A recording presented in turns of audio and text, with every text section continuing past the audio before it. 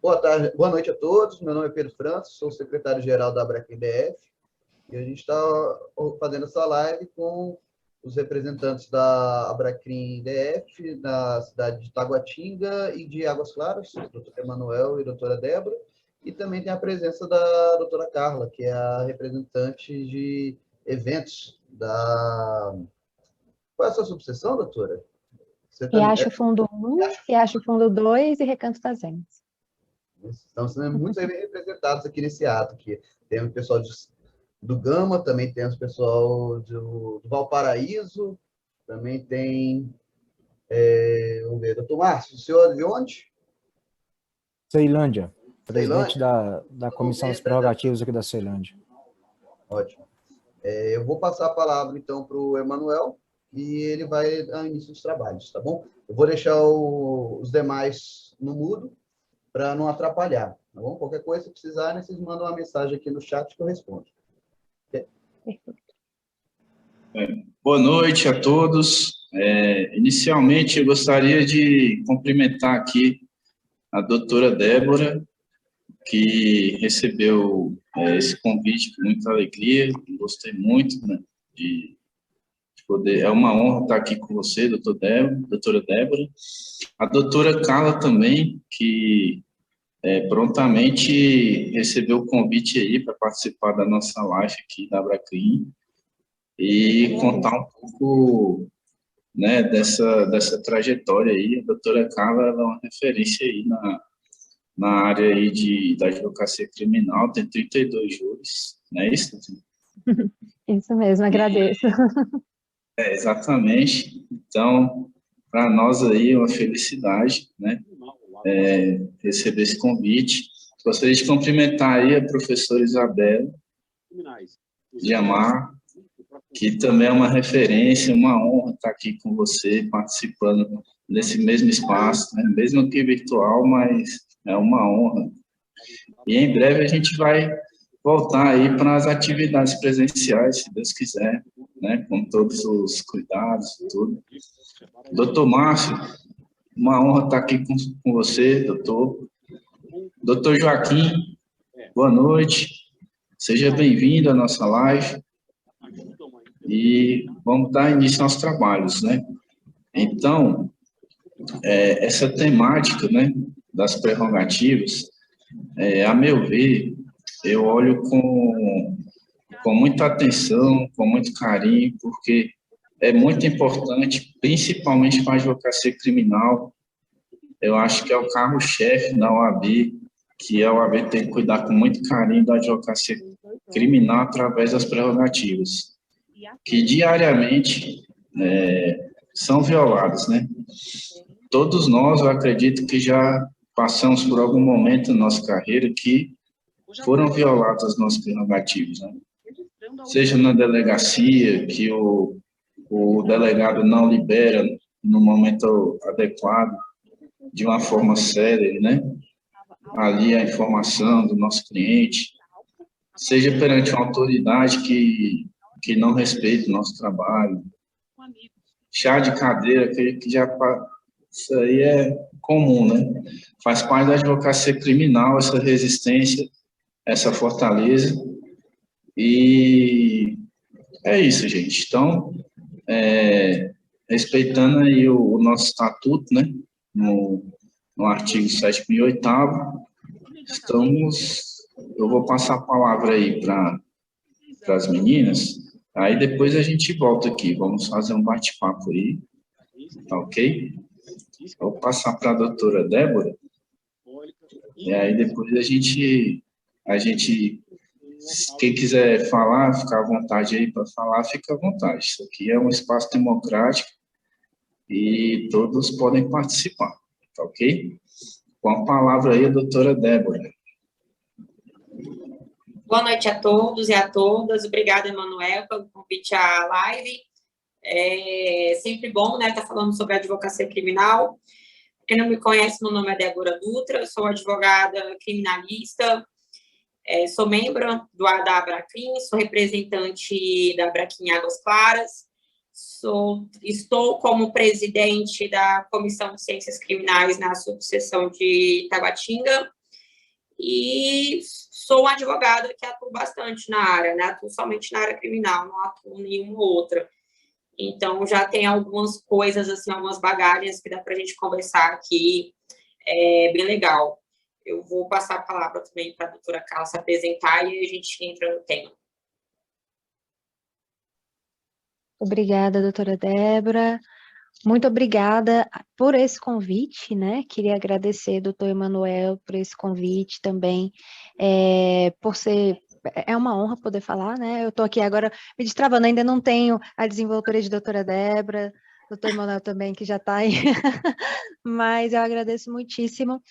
Como foi bem falado, né? Eu sou advogada criminalista, minha área de especialização na minha atuação é o Tribunal do Júri, e atualmente, utilizando aqui os termos até da doutora Débora, eu estou como coordenadora de eventos da subseção do Riacho Fundo 1, Riacho Fundo 2 e Recanto das Emas, né? Já participei de algumas comissões criminais, mas nesse triênio a gente está aí investindo nessa empreitada, né?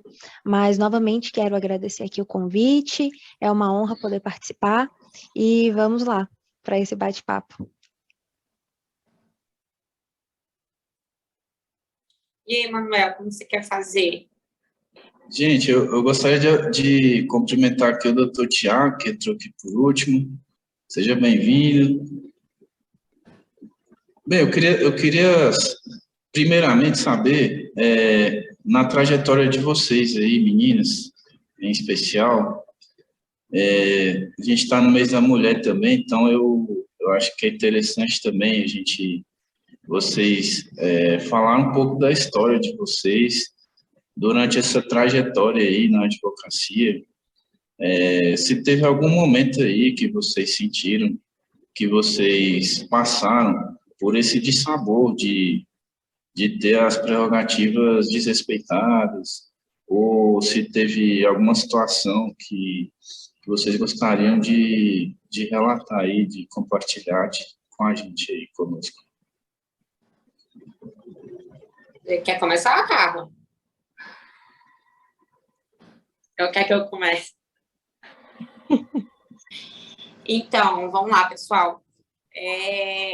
Eu sou uma jovem advogada, na verdade, eu atuo há 3 anos, né? 3 anos como advogada e 3 anos de defensoria pública.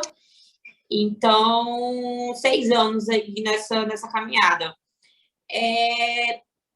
Eu acho que não tem como a gente entrar na questão, falar sobre a violação de prerrogativas, sem citar sobre o machismo estrutural e também sobre o racismo. Porque, de certo modo, eu tenho certeza que eu e a doutora Carla não passou por algumas situações que a mulher preta passa.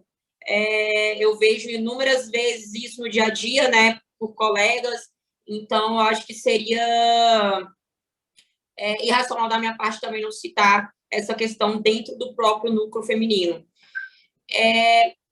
Eu, particularmente, de certo modo, não tive muitas violações de prerrogativas, mas no dia a dia eu vislumbro algumas das causas dessas violações. Eu acho que a primeira delas é a falta de conhecimento do próprio advogado. Então, assim, muitas vezes a advogada ou o advogado não sabe quais são os seus direitos perante os locais, em uma delegacia, em um tribunal. Esses dias mesmo eu vi uma advogada gestante, eu falei para ela que é direito dela, que ela não precisava passar lá no detector de metal, lá naquele do tribunal. Então, assim, eu acho que nós, a classe, temos que ter a consciência do que são também os nossos direitos. Então, por inúmeras vezes eu vejo essas violações, mas eu vejo também que a pessoa na qual tem esse direito também não está reivindicando. Então, eu acho que também parte um pouco aí desse princípio. Segundo ponto, eu acho que na advocacia criminal, em específico, é um pouco complicado. Eu acho que a maioria das situações que eu passei, assim, de uma possível violação, acaba que né, o machismo, não tem jeito. O delegado vendo uma mulher jovem, né, nova ali, eu sempre sou muito educada, eu sempre chego no local, e para mim não tem esse negócio de, o advogado tem que chegar chutando a porta. Eu não acho que seja isso, eu acho que a primeira prerrogativa em si é o respeito, né? Nós devemos sermos respeitados em todos esses âmbitos do judiciário, nas delegacias, em cartórios, lembrando sempre que não há hierarquia entre as partes, então o delegado ele não é maior do que eu, não tenho que ter medo do delegado, tenho que falar com o delegado, tenho que reivindicar ali os direitos dos meus clientes, tenho que estar sempre fiscalizando se os direitos dos meus clientes estão sendo respeitados. Então, vou começar a citar aqui algumas coisas que eu vislumbro mais. Dentro do âmbito da delegacia, eu acho que uma das coisas que mais acontece é o delegado segurar, né, o momento que a gente tem para conversar ali reservadamente com o nosso cliente, e muitas das vezes eles seguram, óbvio que eles têm as técnicas deles, obviamente, para conseguir ali alguma informação, algo do tipo. Então, eu vejo que isso acontece muito.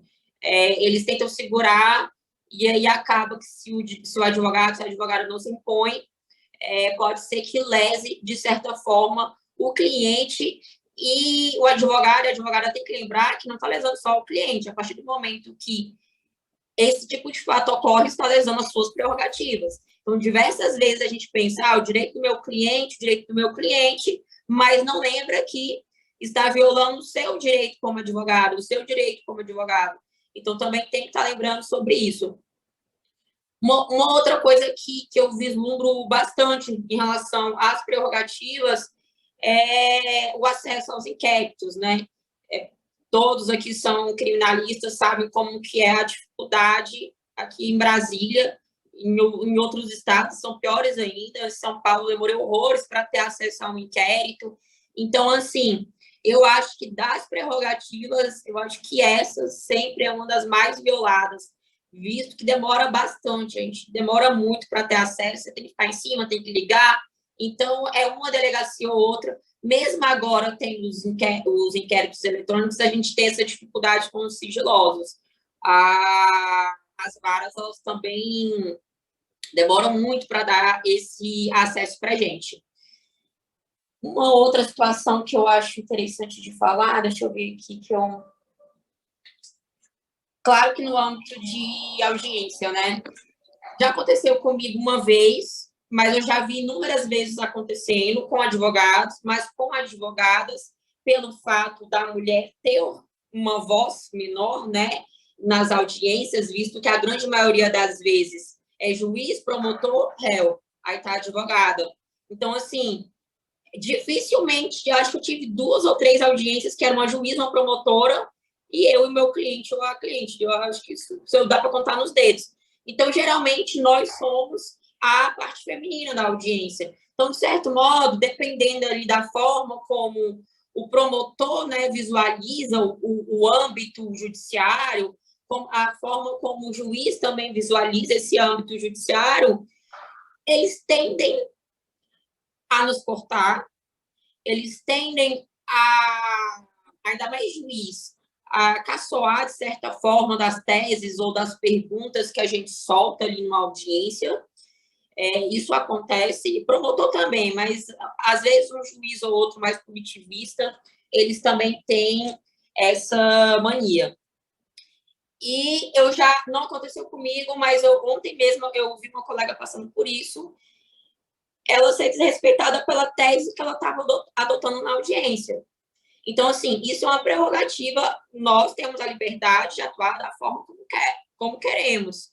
E também temos a ampla defesa, então nós podemos adotar a tese que a gente quiser. Então, assim, eu acho um absurdo a partir do momento que promotor ou juiz te atravessa para criticar a tese do advogado, da advogada. Então, assim, também eu vislumbro, também é uma das prerrogativas mais, assim, violadas.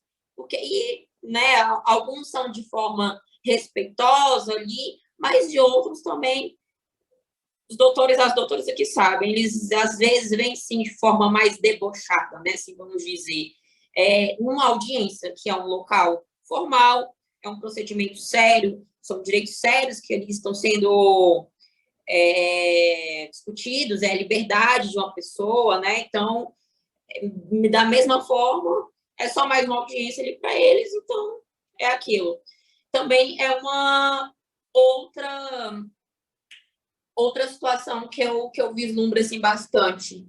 E não tem como eu também deixar de falar, né? Como eu tinha dito, para mim, a maior prerrogativa é o respeito, né?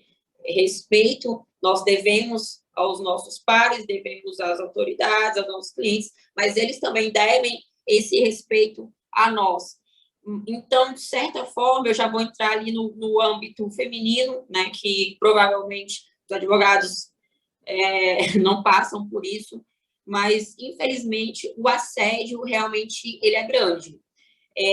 Eu sinto ele diminuindo aos poucos, assim, acho que a mulher nova, ela passa mais por isso, e a mulher com menos postura, eu estava até conversando isso hoje, às vezes eu sinto que quando eu saio para trabalhar, eu visto uma capa, é como se eu vestisse a capa doutora Débora Dutra, criminalista, então parece que você já fica até mais franja, mais a testa, você já fica mais sério, porque eu sinto que nós, mulheres, temos que nos provar a cada instante. Então, você tem que chegar com uma postura mais séria do que um advogado, você tem que chegar com uma roupa muito boa, né? Porque para não acabar vindo com situações por conta de roupa, que é um absurdo. Eu nunca passei, mas eu já vi advogadas passando, até porque eu sempre fui uma pessoa que prefere calça, né? Mas eu vejo inúmeras advogadas que usam saias e passam por assédios. Policial assim, muito. O policial realmente complicado lidar com policial. Então, eu sinto isso, eu sinto esse desrespeito, e eu já passei por situações como assistindo a situação, por isso que eu citei anteriormente a questão do racismo, porque apesar de sentir esse assédio, de sentir às vezes esse desrespeito por ser mais nova, eu acho que a mulher preta ela ainda tem que se provar mais ainda do que a mulher branca. Eu vejo isso, essa capa que eu disse, essa questão da eu tenho que me provar ser sério, eu tenho que me provar que eu não estou de brincadeira. Eu sinto isso também mais ainda na mulher preta. Eu vejo que ela passa por situações piores ainda. Eu tenho uma colega que comentou comigo algumas questões que já ouviu de policial em relação ao corpo, né? Ao corpo dela, visto que tem mais volume de corpo. Vi já também questões falando que ela não tinha perfil de advogada. Olha que absurdo, né? A gente ter que ouvir um negócio desse em pleno 2022. Mas aconteceu esse ano. A senhora não parece uma advogada. E ela estava comigo, estava acompanhando ela no procedimento dela. Então, assim, a questão do assédio, eu acho que segue por esses dois parâmetros. A questão do machismo, né? Dos homens olharem nós, mulheres, como algo inferior. Então, por isso, eles se acham no direito de assediar, nem que seja por palavras. Eu acho que corporal é um pouco mais difícil, né? Mas o assédio por palavras, ele é grande. Tem todo esse... Se a gente for entrar aqui nesse assunto, é muita para se falar da questão do machismo estrutural, e se a gente for jogar isso no judiciário. Então, assim, eu acho que é até um tema para uma outra live. Mas também temos que falar essa questão do racismo. É uma pauta que vem me incomodando bastante, porque eu acho que eu seria hipócrita, né, de não mencionar essa questão, visto que não é o meu local de fala. Mas eu me incomodo. Eu acho que é uma coisa que todos nós temos que nos incomodar. Se nós pedimos para os homens se incomodarem por atos de outros homens de assédio, eu acho que nós, mulheres que também não estamos nesse polo, nesse papel, também temos que nos incomodar com as outras advogadas. Eu acho que eu já falei até bastante, vou dar aqui um espaço para a Carla, e aí depois a gente vai voltando. Não, doutora, imagina, mas assim, eu peguei muito gancho aí do que você falou, porque realmente são temas que são presentes no nosso dia a dia, né?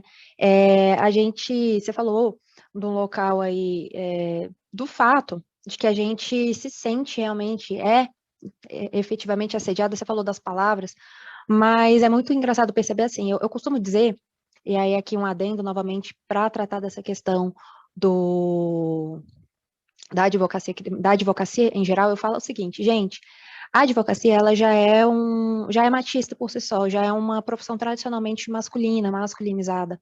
A advocacia criminal, mais ainda.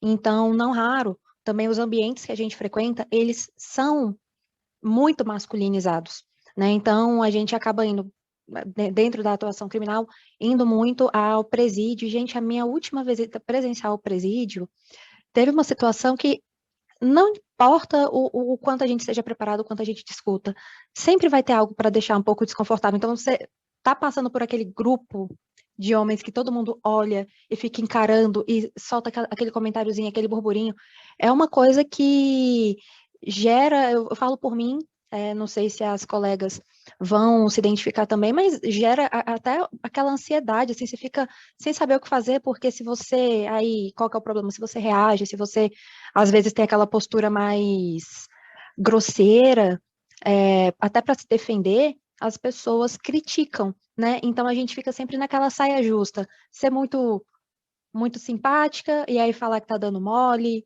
ou passar uma imagem muito frágil, ou então ser um pouco mais dura nesse aspecto e aí falar que está sendo a advogada metida ou a advogada truculenta. É sempre uma saia justa, sabe? Que a gente vai encarando.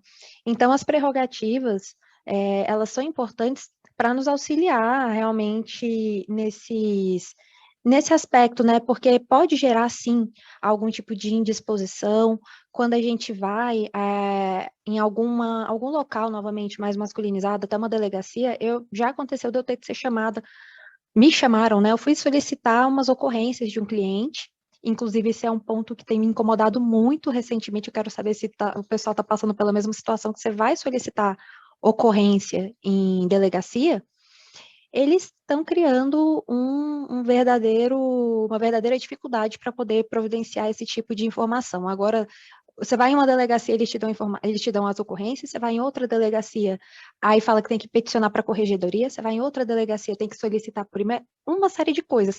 Numa dessas, me chamaram para uma sala dentro da delegacia que eu tinha que falar com não sei quem, aí ele foi me chamar, sabe assim, gente, aí eu tive que entrar na delegacia desacompanhada, sozinha, para ir numa sala, para ficar com uma pessoa com a porta fechada, assim, para justificar o meu pedido de baixar as ocorrências, para ser entrevistada. Por que a senhora está querendo essas ocorrências?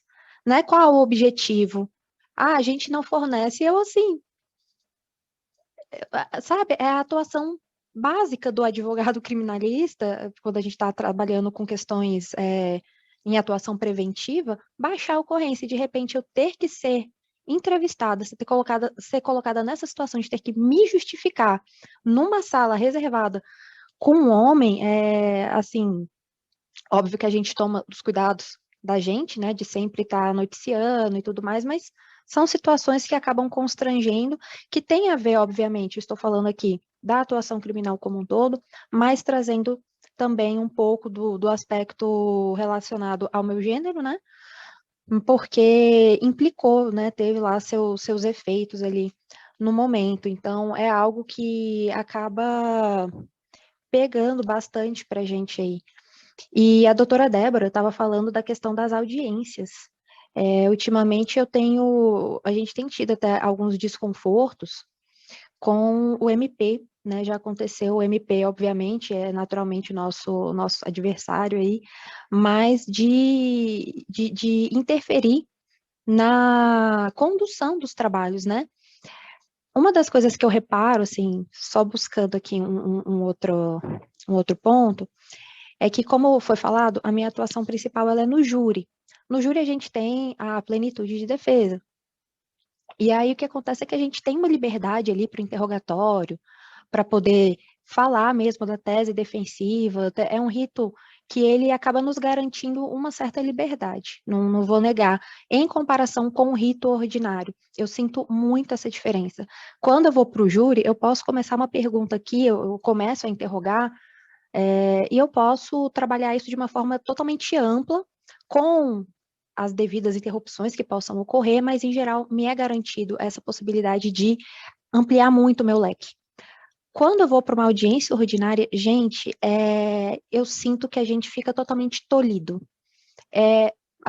Não raro, tem muito bate-boca de advogado, e isso acontece não por culpa do advogado, porque a gente tem que bater boca, a gente tem que insistir, a gente tem que ser a pedra no sapato do juiz e do MP, porque eles querem controlar as nossas perguntas, porque eles entendem, sabe assim, como se a testemunha, como se a pessoa que está ali sendo interrogada fosse de vidro e fosse uma incapaz, e aí o MP, de repente, ele passa a não ser mais o órgão que está em busca da verdade real, né, que está defendendo a lei, e ele, de repente, passa a ser o protetor da testemunha incapaz, que não consegue responder as perguntas, que não sabe, assim, que não consegue sair sozinha de uma situação. Então, é muito complicado, a gente tem todas as audiências do escritório, a gente tem presenciado não só audiências, obviamente, de cliente nosso, mas, em geral, também grandes operações, isso daí tem sido muito comum, tá? Da última vez, a gente teve uma situação muito desagradável numa operação do escritório, em que o juiz, ele suspendeu a sessão para o almoço.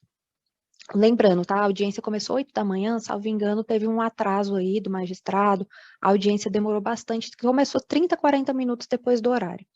Suspendeu para o almoço.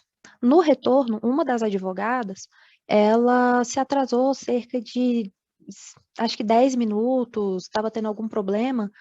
Gente, mas foi o magistrado descascando essa advogada, tá? Ameaçando mandar oficiar a OAB pelo atraso dela. Então, assim, depois ela veio, se justificou, teve mais uma indisposição, mais uma sessão ali. Então, assim, o juiz atrasou nesse dia de forma injustificada, e aí chega depois a advogada e se atrasa justificadamente e tudo mais, e algo muito leve, e foi exposta para todos os colegas, porque tudo isso aconteceu perante os colegas, tá, gente? Então, assim, foi muitíssimo constrangedor, e aí a gente se pergunta, será que essa atitude, ela foi motivada, se o MP tivesse passado pela situação, teria ocorrido essa exposição toda? Né? Se fosse um advogado, no lugar de uma advogada, teria acontecido essa exposição toda? Então, são questionamentos que a gente faz e que a gente precisa sempre debater e espalhar dentro aqui da nossa comunidade para a gente buscar meios e formas de coibir e depois prevenir, né? Assim como tem um caso, um caso não, né? Uma situação que foi recorrente aí durante esse período da pandemia, é justamente o parlatório virtual, né? Acho que ficou claro para todo mundo, porque a gente tem direito à comunicação sigilosa com o nosso cliente, é inviolável, né? E, de repente, você tinha ali o parlatório virtual, e a depender do conteúdo que se tivesse nessas falas, eles estavam oficiando a OAB por algum tipo de desobediência, enfim, seja porque, obviamente, não estou defendendo aqui os colegas que atuaram de forma irresponsável ou antiética, né? Mas a gente percebeu que a inviolabilidade, o sigilo da nossa comunicação com o cliente estava comprometida a ponto deles saberem o conteúdo do que estava sendo falado ali e interromperem e para poder oficiar, enfim, trazer aí essas medidas administrativas, né? Então, a gente tem acompanhado sempre essas coisas que é necessário sempre trazer para debate, né? É necessário que a gente questione, que a gente traga luz e utilize a própria estrutura da OAB através das prerrogativas, e isso é extremamente importante. Eu realmente tenho, assim, uma grande admiração né, pela parte que cuida das prerrogativas dos advogados, sempre são muito atuantes e é importante isso. Novamente, voltando a esse exemplo do presídio, a gente não conseguia, né, às vezes, falar com a questão do próprio presídio, então, garantindo as prerrogativas, é que foram fazer essa tratativa para que a gente tivesse ali um contato em tempo real, para poder solucionar nossos problemas, e isso daí tem que ser observado, ainda mais nesse período de pandemia. Eu acho que a gente percebeu que as nossas prerrogativas, elas foram mais atacadas em relação justamente ao acesso aos magistrados, à própria justiça, aos fóruns. Então, é necessário que a gente continue insistindo, porque tem vezes que nós somos negados do mínimo, do básico, tá? Você quer despachar com o magistrado, antigamente você ia para a sala dele, para a porta da sala dele, e conseguia forçar ali de algum jeito. Hoje em dia, a gente tem que se submeter a um despacho que, assim, fazem quando quer, como querem, e para quem que a gente vai reclamar isso, né? Tem varas que, infelizmente, você pede para falar com o magistrado, não consegue de jeito nenhum, tá? Teve uma situação que, depois de muita insistência, mudando um pouco da questão do despacho, mas eu precisava de um documento que estava no arquivo em CD, só estava lá na vara, não tinha como ser colocado no PJE, não tinha como subir para o PJE. Então, eu precisava buscar diretamente na vara. Foi uma situação tão desagradável de ir até o fórum, não me deixaram entrar no fórum, até aí, vamos dizer que não era bem um problema, né, porque estava fechado por causa da pandemia, mas assim, tive que ficar na porta, mas o problema maior é que eu tive que falar com a pessoa que estava ali naquela esteirinha e explicar, oi, eu tive que vir aqui na vara para poder buscar um documento tal. Aí a pessoa não entende, você tem que contar a história toda para ela. Depois que contar a história inteira, aí vão ligar lá na vara. Lá. Aí não tem ninguém na vara. Não, mas não tem uma pessoa. E eu tenho que insistir da porta do fórum, gritando para as pessoas lá dentro o que é que eu estava ali para fazer, o que precisava ser esclarecido, para eles ligarem para a pessoa que estava lá na sala, para depois de, sério, acho que demorou nisso uns 10, 15 minutos, eles ligando para a gente lá, até localizar alguém, para depois vir falar comigo, doutora, pode esperar, tá? Em pé, porque tiraram todos os banquinhos do fórum, estava o fórum fechado, eu na porta esperando, e fiquei nisso cerca de 30 minutos, em pé, do lado de fora do fórum, esperando por um documento que tinha sido determinado que me fosse entregue, porque era impossível colocá-lo no PJE. Então, são coisas que às vezes a gente parecem muito pequenas, mas só quando a gente passa pela situação é que fica muito claro, sabe? O tanto que isso representa um desrespeito, porque enquanto eu estava lá fora 30 minutos, 40 minutos em pé, esperando, tinha um fluxo constante de entra e sai de servidores, de estagiário, de servidor de representante do MP, né? De outras pessoas envolvidas na administração da justiça, mas que tem ali muito mais garantia que são tratadas de forma diferente do que nós, advogados, somos. Porque, querendo ou não, a gente, por mais que sejamos essenciais, indispensáveis, isso aí é texto constitucional, a gente ainda é visto como quase que um despachante, né? A gente está ali só por interesses particulares, né? A gente o tempo inteiro, eles tentam calar a gente, limitar o nosso trabalho, como se a gente simplesmente vendesse um serviço, assim, um serviço prostituído, um serviço parco, desnecessário, e não é assim.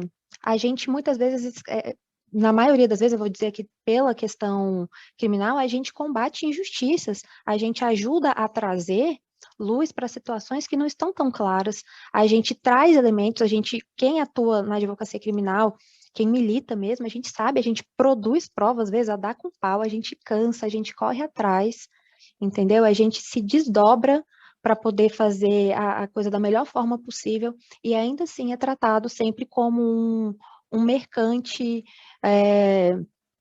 de algo assim que não é adequado, que não é correto, sabe? Então, a gente tem que lutar pelo nosso reconhecimento como parte essencial da justiça, como profissionais dignos que atuam efetivamente ali em prol da justiça, em prol da segurança jurídica, né? Que é como, encerrando aqui, já chegando aos finalmente, que eu falo, menino, não tô nem falando, não sei nem se eu tô agradando na fala, não, mas eu deixo bem claro o seguinte, que quando a gente, no júri, eu falo para as pessoas o seguinte, quando vocês condenam uma pessoa, né, a decisão que vocês estão dando aqui, seja para condenar, seja para absolver, o que é que seja, ela tem a ver com uma garantia coletiva, porque o que quer que a gente decida, ele vai abrir um precedente, e um precedente de aplicação coletivo. Então, se a gente fala, olha, pode desrespeitar pode passar por cima desse direito aqui dessa pessoa, tá? Tem direito demais sendo garantido aqui, daqui a pouco isso pode virar contra mim. Eu começo a ter os meus próprios direitos violados, e é estranho pensar, porque a gente sempre olha para o direito das pessoas como se, aquele ali está errado, mas e quando eu estiver certo e estiver sendo injustiçado? Aonde que eu vou me socorrer? O que eu posso fazer para tentar ter garantido o meu direito de provar que estou sendo injustiçado? Porque esbarra nisso também. Então, por essa mesma lógica, a gente traz aqui para a nossa realidade enquanto advogado, a gente precisa ter esse apoio coletivo, conhecimento de causa, discussão e apoio mútuo dentro da comunidade, né, dentro da advocacia, para que a gente possa se fortalecer, e isso daí dignifica o nosso trabalho para que a gente possa cada dia mais crescer, e isso vai refletir, obviamente, na nossa atuação profissional, no direito dos nossos clientes, né? Porque quanto mais voz o advogado tiver, melhor seremos ouvidos na defesa dos nossos clientes, que são, no final das contas, os mais... Se nós estamos já sendo prejudicados, quem dirá nossos clientes, né? Então, agradeço a paciência e a atenção com que me ouviram, e passo aqui a palavra, doutor Emanuel, agradecendo já. Boa noite aí aos doutores que entraram posteriormente aí, não cumprimentei. Então, escutando aí as doutoras, né, eu lembrei aqui que é importante, né, todos os dias nós estarmos vigilantes, né, porque não é fácil ser advogado. Advogar, eu acredito que é uma das profissões mais difíceis que tem dentro da área jurídica, porque nós enfrentamos todo e qualquer tipo de barreira, seja de delegados, seja de agentes penitenciários, inclusive dos nossos próprios colegas, né? Eu vi um relato aí de uma colega aí que disse que enfrentou aí uma situação bem constrangedora, né? Inclusive dentro de escritório de advocacia. Então, a gente tem que estar vigilante mesmo, né? Porque, como fala o artigo 6º do nosso estatuto, não existe hierarquia, nem mesmo hierarquia entre colegas, né, advogados, né? Então, a gente tem que se respeitar, a gente tem que se unir, certo? Então, sempre que eu vejo algum colega sofrendo alguma violação, a gente tem que se unir, a gente tem que se solidarizar com esse colega, porque a gente está defendendo toda a nossa classe, né? Não é só o seu cliente, não é só a sua pele ali que está em jogo, né, seus interesses pessoais, mas toda a classe da advocacia.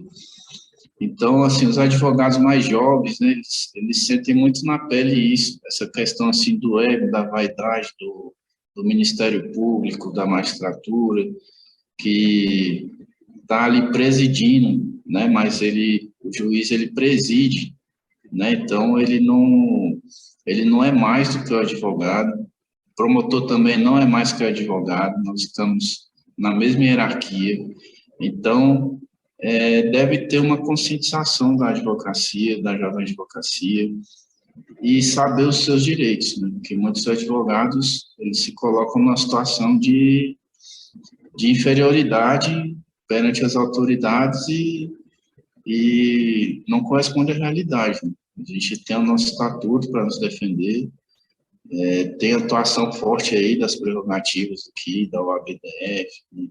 Eu sou da OAB de Taguatinga, sou conselheiro da OAB de Taguatinga, e a gente instituiu agora também um canal aí de prerrogativas muito forte. Então, a gente tem que se unir, tem que estar sempre ali no celular, com o telefone das prerrogativas, tem que usar o celular também para filmar, para divulgar, para a gente se unir, para a nossa classe se unir. E a Abracrim também, ela abriu muito a minha mente no início da minha carreira com relação a isso, né? Com relação às nossas prerrogativas, a união dos advogados criminalistas. E eu fiquei impressionado desde dos primeiros eventos que eu participei, porque eu não imaginava que existia isso dentro da advocacia, né? Para mim era cada um por si, se degladiando e tudo, e não é assim. Eu acredito que juntos nós somos mais fortes. A gente tem que se unir e é isso, né? Eu acho que a minha visão é essa. Certo? Se alguém gostaria de falar aí, de dar uma palavrinha, seja muito bem-vindo. Aqui é um bate-papo, né? A gente... Bom, eu vou... Boa noite, Manuel. Boa noite, doutor Boa noite, Tiago. doutor Márcio. Parabéns, doutora Carla, doutora Débora. Eu quero cumprimentá-las aqui. Boa noite, doutor. Eu já estou até com compromisso aqui logo após. Eu me antecipei, doutora Isabela, acho que queria falar. E eu vou me antecipar e falar que é muito bom ouvi-las. Eu já estou com uma outra visão.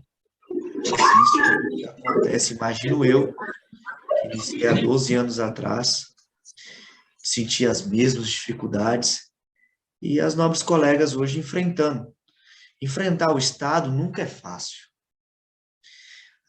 Os contos, os abusos, eu li aqui da doutora Vanessa, saí de 2 escritórios por assédio. Essa história de levar na delegacia, numa sala lá atrás, Carla, nossa, isso é um absurdo. E eles acharem ainda que estão certos. Isso incomoda de uma forma que é algo assim até deplorável de ouvir. É algo, eu imagino que vocês devem passar. Por exemplo, muito foi citado aqui também, no início da minha advocacia e até hoje. Até hoje eu solicito lá, junto com o Márcio, ou então com outro colega, e peço um inquérito, me dão um chá de cadeira lá, ou fazem algo, falam assim, doutor, ou então inventam uma portaria, falando assim, ó, tenho que despachar com 24 horas. Aí eu falo assim, então rasga aqui a legislação, vamos rasgar a lei federal para fazer sua portaria valer mais. Aí você não quer ser desagradável com o delegado, com a gente? Nós todos tentamos, ao menos eu tento, ser educado ao extremo, até certo ponto. Eu tenho... Vamos lá, acho que travou. Voltei. Eu tenho um pavio muito curto, até os colegas que militam comigo sabem que eu tenho um pavio um pouco curto. Mas eu sempre sou cordial, onde vou, sempre tento ser o mais cordial possível, mas também conheço do meu estatuto, conheço da legislação vigente. Eu sei que eu tenho direito e também sei que também, muitas das vezes, o processo está sigiloso. Eles estão cumprindo diligência. Eu não tenho como atravessar e ir ali para ver o que eles estão cumprindo naquele ato. Tendo, muitas das vezes, a negativa, nega aqui, doutor. Tudo bem, me dá lá um parecer negando porque está em diligência, eu vou lá no juiz e peço. Mas a truculência que nós enfrentamos, seja de agente penitenciário, olha que absurdo, imagina só a doutora Isabela, a doutora Carla descendo lá o CDP, aquele mundaréu de homem olhando e elas tentando ser cordial e eles achando que é algo que seja assim, uma forma, uma entrada para eles com abuso. Eu acho que o que vocês passam é assim, até surreal de acreditar, mas é verdade, isso aí é rotina. Nós temos que acabar.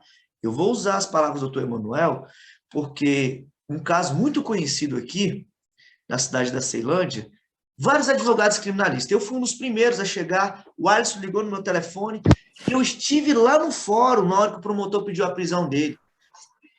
E até por estar naquele momento, por ser iniciante, eu tinha falado, por que você não voltou a voz de prisão nele? Volta a voz de prisão nele. Mas quando a pessoa passa, é complicado. E quando eu cheguei, eu falei assim, doutor, e eu conheci o promotor, o doutor Marcelo. Já tinha muitos casos ali, já tinha trabalhado muito naquela vara.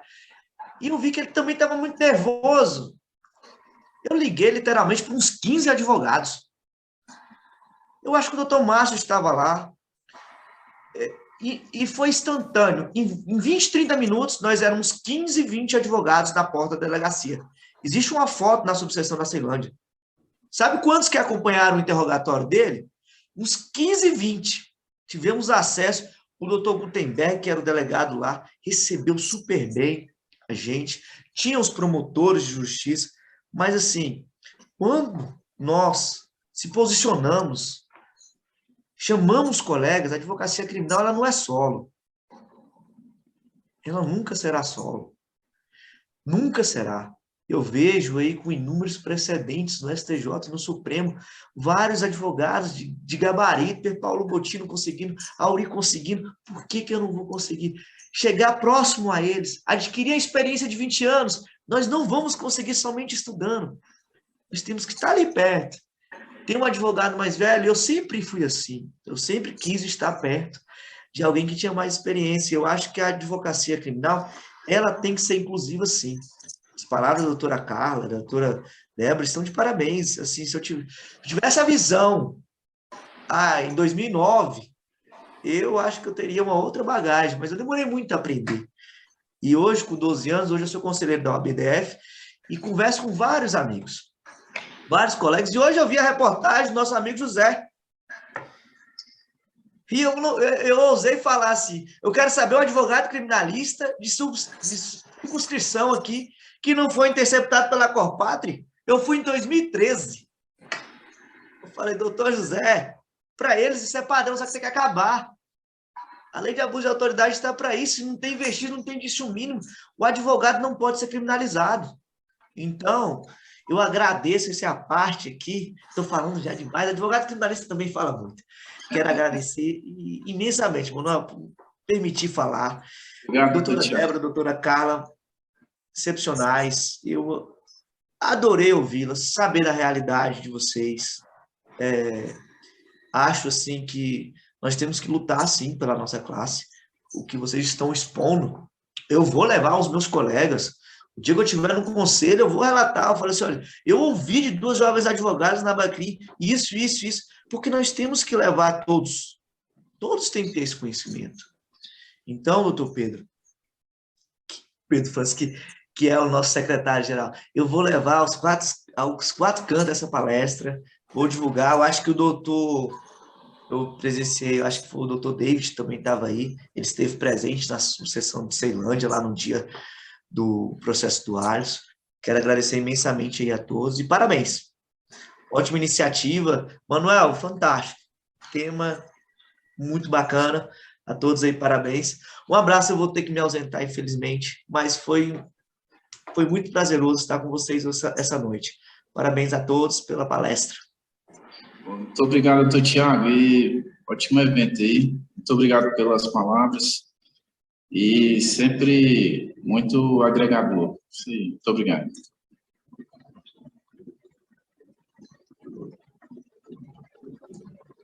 Então, eu gostaria que, para fechar, doutora Deixa eu Carla... só fazer umas considerações Sim. aqui. Isso, a Isabela Eu já tinha pedido a palavra.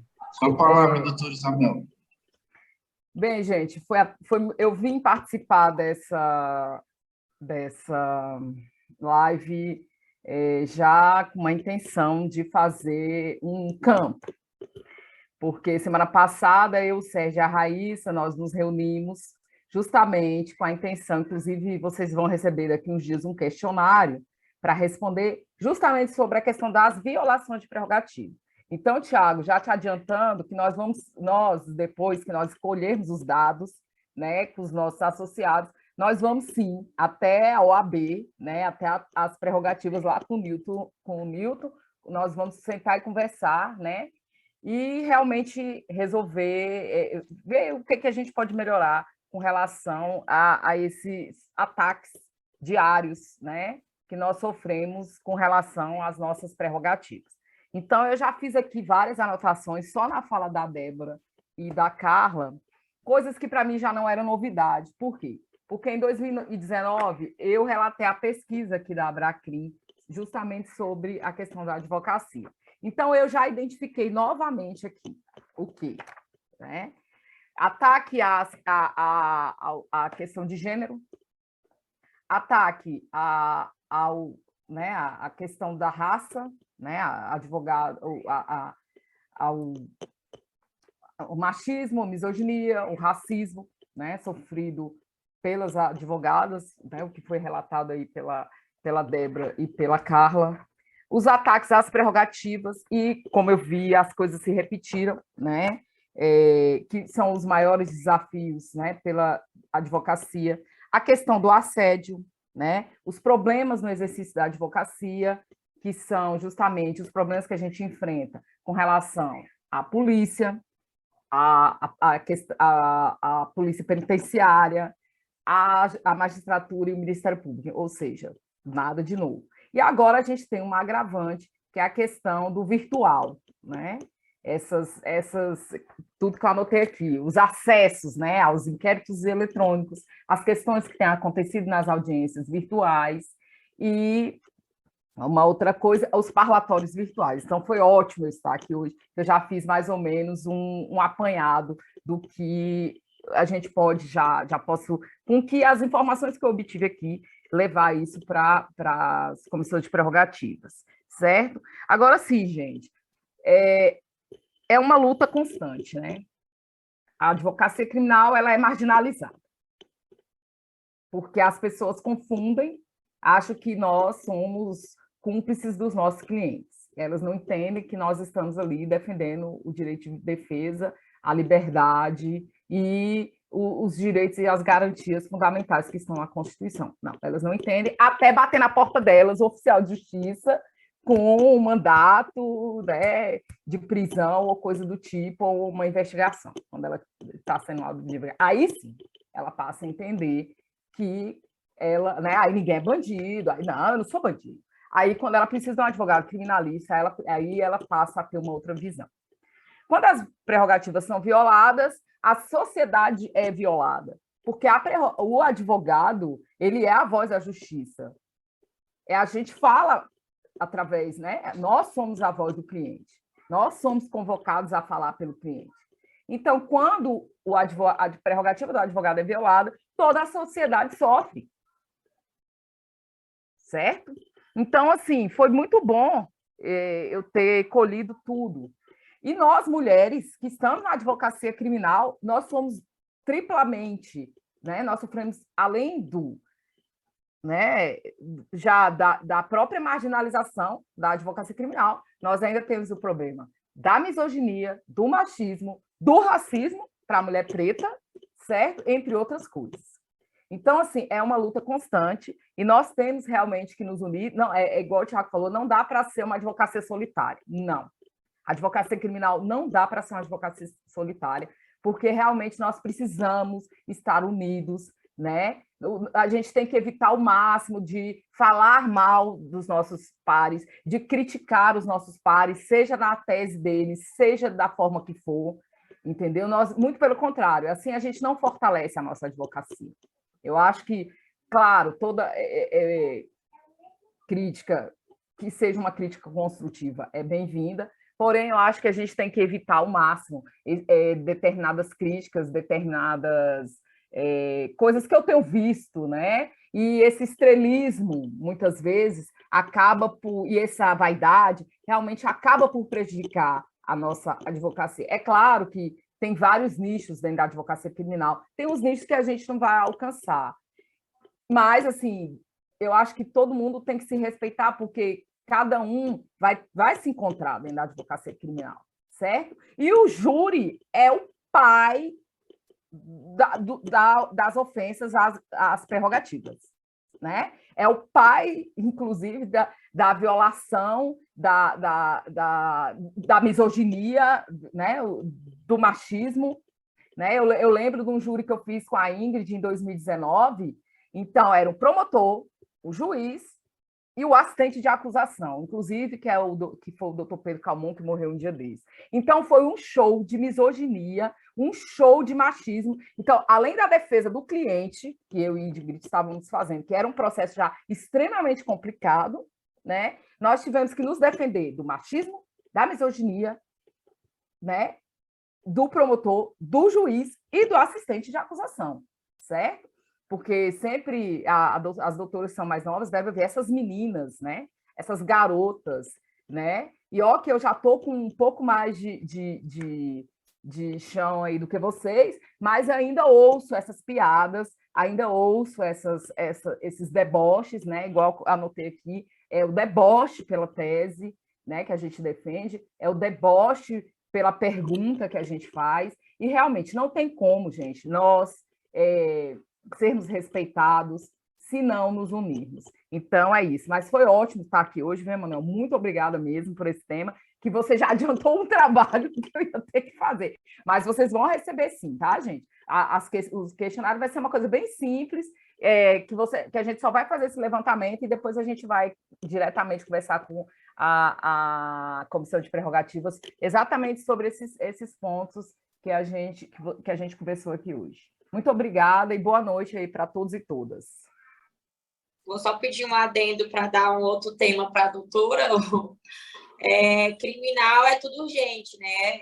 HC, liminar, é tudo muito urgente. Aí a gente vai tentar despachar com o magistrado, tem que marcar horário. Os horários são o quê? Daqui 3, 4 dias. 3, 4 dias já negou lá a minha eliminada no habeas corpus. Então, realmente, o virtual está muito complicado para essas demandas urgentes. Está complicando muito o trabalho. Inclusive, é uma coisa, né, que está assim, todo mundo falando, não, tudo virtual é bem prático. Realmente, gente, o virtual é muito prático, ele veio para ficar. Porém, a gente não tem que pensar só na gente, a gente tem que pensar no jurisdicionado. Porque o jurisdicionado não tem o acesso que a gente tem, não tem acesso à PJE. Eu apanho do PJE, imagine uma pessoa que não tem nada a ver com isso. Então, a gente tem que exigir. Esses dias eu falei aqui na reunião do conselho, aqui da UAB, eu sou conselheira aqui no Gama. A gente tem que exigir o retorno dos fóruns, entendeu?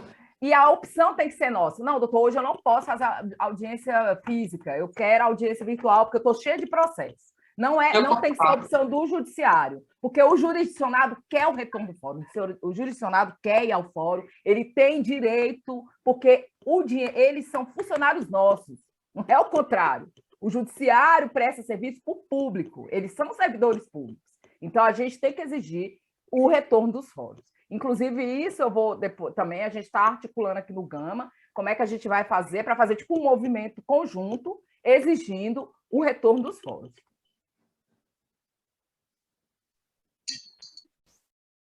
Perfeito, Isabela. Eu acho que o doutor Joaquim, ele está com a mãozinha aqui, acredito que ele quer dar uma palavrinha. Doutor Joaquim, o senhor está aqui conosco?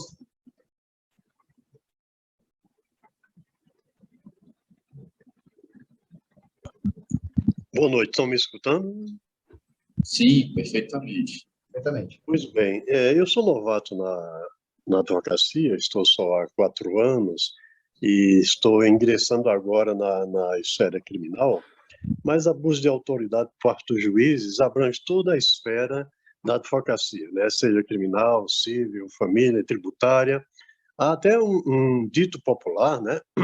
Em que o juiz se acha, né, ou pensa que é Deus.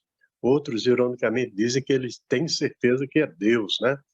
Aí eu perguntaria, a OAB, ela tem feito representações, né, especificamente a OAB do DF, né, contra juízes? É comum isso acontecer? E quando acontece, isso fica só a nível de corregedoria, isso sobe para o CNJ? Como funciona na prática? Porque, assim como aqui, né, nós ouvimos diversos casos, né, há inúmeros, né, há milhares, e a gente entra na internet, vê coisas assim escabrosas, né, que são inomináveis mesmo. Então, parece-me que a OAB deveria agir com mais energia, né? Será que existe um medo de nós peitarmos o juiz? Será que isso que acontece?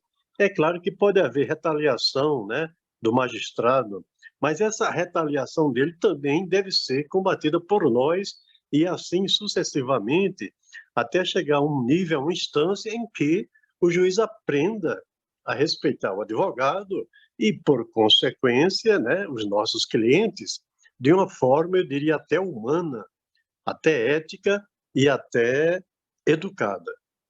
Então, esta é a minha colocação, né? E eu gostaria que alguém pudesse me esclarecer nesse aspecto. Grato pela oportunidade. Boa noite. Joaquim, muito boa a sua indagação.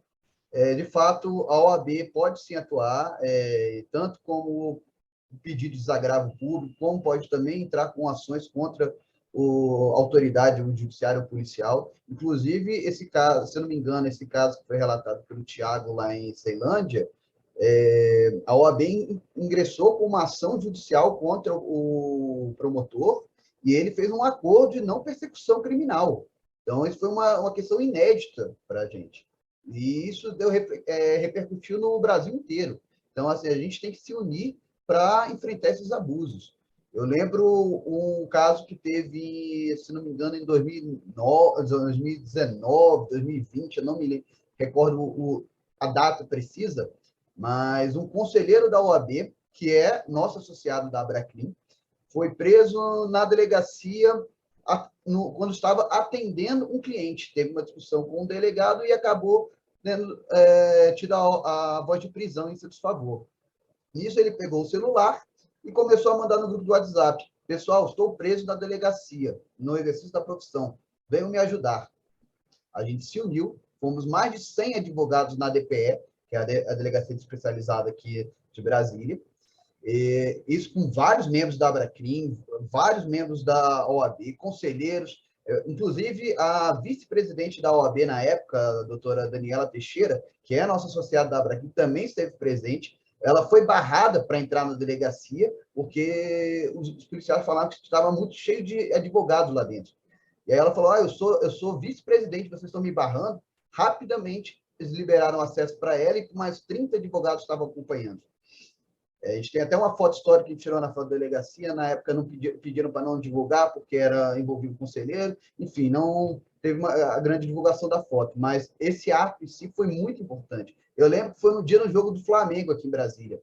O pessoal saiu do estádio e foi para a delegacia com a camisa do Flamengo. Foi uma coisa inédita, que eles não sabiam se era réu ou se era advogado, e estava lotado de gente lá. Foi uma surpreendente esse ato, foi muito importante. E acabou que o colega saiu no dia sem ser preso, sem nada, só passou por aquele constrangimento, mas voltou para casa normalmente. E também teve um outro caso que aconteceu, se não me engano, acho que 2 anos atrás, lá em Planaltina, em que um advogado também que foi na delegacia acabou discutindo com o delegado e o delegado algemou ele nas mãos e nos pés, se não me engano.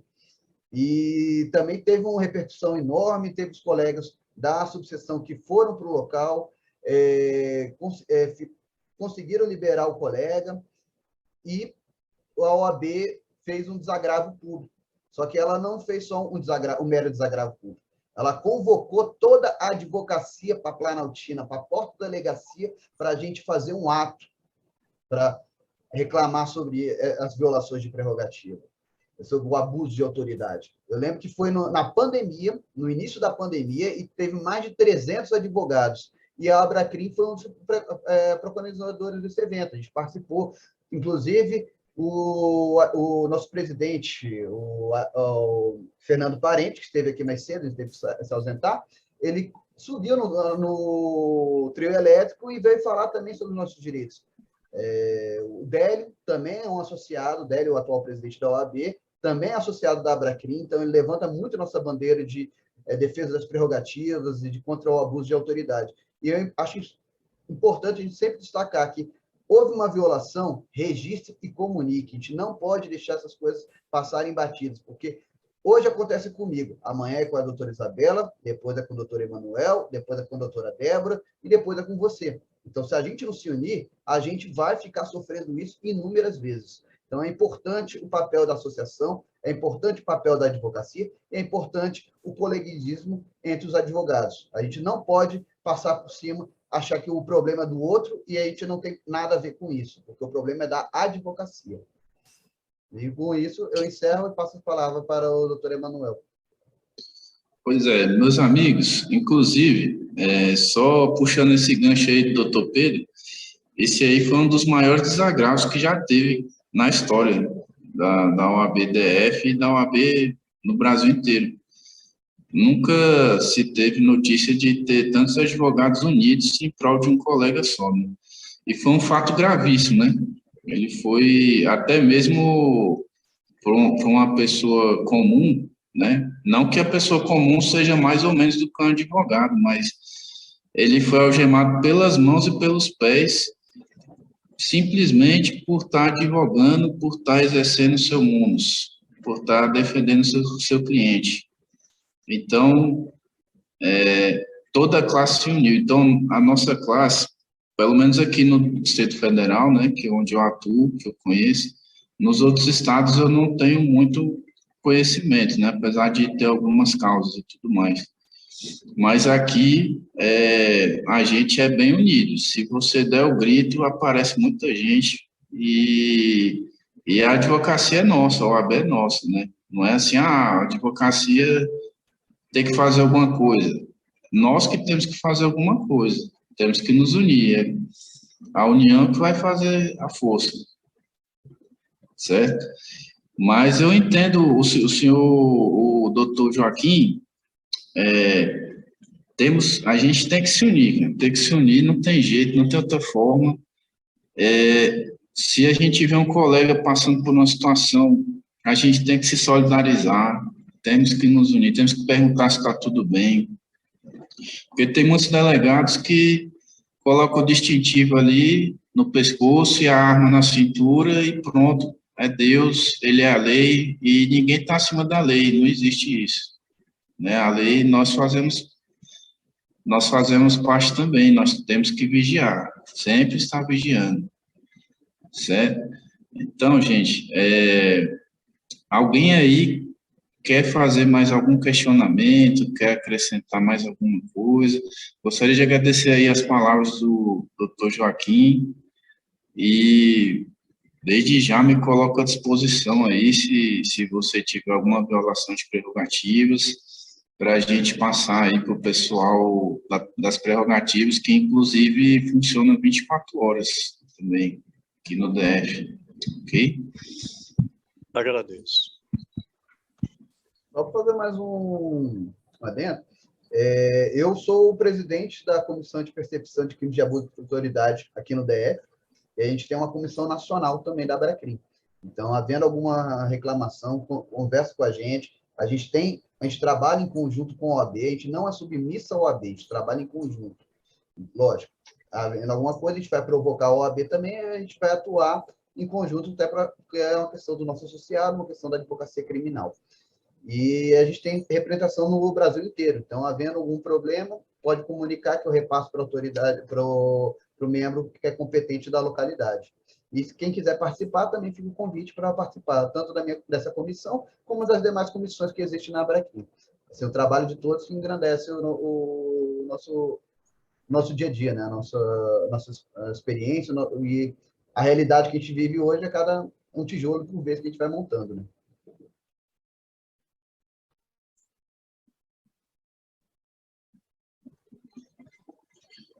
Mas alguém quer falar alguma coisa? Bom, vou passar a palavra para o doutor Emanuel para ele fazer as considerações finais. Bem, gente, boa noite, doutores, doutoras, doutor Pedro, doutora Isabela, doutora Débora, doutora Carla, que estava atarefada, foi cumprir com o seu mistério, doutor Joaquim, doutora Vanessa, e todos os demais colegas que prestigiaram, deram um pouco do seu tempo aí para nos ouvir, tiveram toda a paciência para nos escutar. Eu gostaria de agradecer a atenção de todos, o carinho de todos, e desde já me colocar à disposição também, certo? Para trabalhos, para parcerias, para chorar junto, sentar no meio e chorar, que não é fácil a nossa vida, né? Mas, enfim, Estamos juntos, que precisar de mim, estou aqui. E muito obrigado a todos vocês, que Deus abençoe a todos vocês, muito sucesso, muita prosperidade para todos nós. Amém. Muito obrigado. E aguardo vocês nos próximos eventos. A gente está organizando um evento híbrido em Ceilândia no próximo mês. Em breve, estarei lá. Das artes. Estaremos. Gostaria só de agradecer novamente o convite, adorei a live, a reunião. Também me coloca aí à disposição para os demais eventos, tá bom, pessoal? Obrigada. Tinha um lema doutora da Vanessa, ela agradeceu aqui no chat. Muito obrigado pela presença aí. Só destacar aqui o lema da Abracrim, que é sozinhos somos fortes, juntos somos imbatíveis. Então, é justamente essa a proposta da nossa associação, é se unir contra esses abusos, contra essas violações e, é claro, agregar valores para o nosso exercício profissional. Perfeito, Pedro. Boa noite a todos. Boa noite a todos. Boa noite, boa noite.